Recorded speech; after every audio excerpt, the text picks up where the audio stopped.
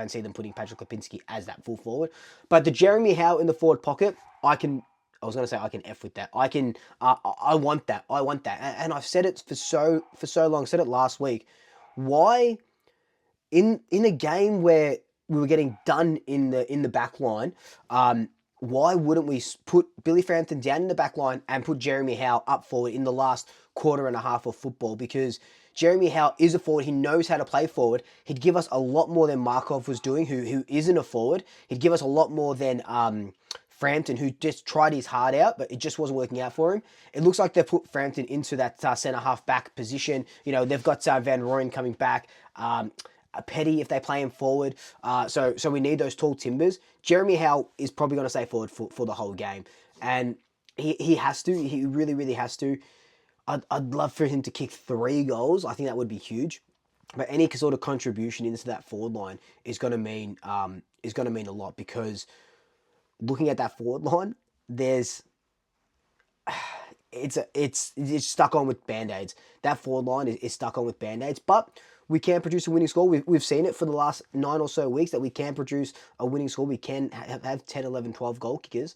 But some of these guys really have to step up, and I hate leaning on the older guys, but it is Jeremy Howe, it is Will Hoskinellia in that forward line that will need to step up, and probably Lockie Schultz as well, to be honest.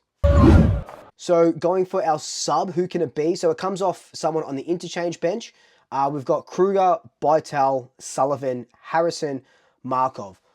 If I had to put money on it, I would say they would go Markov as the starting sub. I would use Bytel as a run-with player, and I'd make him run with Petrarca when he's on the line. I don't want Bytel to do anything else besides... I'm not saying like a super hard tag, because Collingwood don't do that, but I wouldn't mind him just running next to Christian Petrarca, Viney, and Oliver, and just quelling their influence a lot, because we saw what Bontempelli did to us. And he just got off the leash. And you saw what happened to Bontempelli when he had a hard tag on him against the Lions. The Lions went on and won, and Bontempelli barely had a say in it. Kicked a couple of nice goals, but barely had a say in it. So I want Bytel to be that tagger, if you will. Markov be the sub, and then if you have to, inject him in for that speed.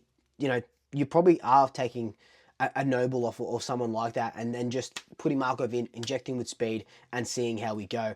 I don't think anyone else in that interchange bench would work as a sub, especially in a game where it could be raining, you would think. So you want Sullivan, you want Harrison, those in and unders, you want them into the team. But look, guys, that's just been my thoughts on the team. Let me know your thoughts down below. Do you like these changes? Who else would you have brought in? Let me know all your thoughts down below. But until then, like, comment, subscribe, tell your family, tell your friends, tell your pets, and until next time, double shackers. I'll swoop you later.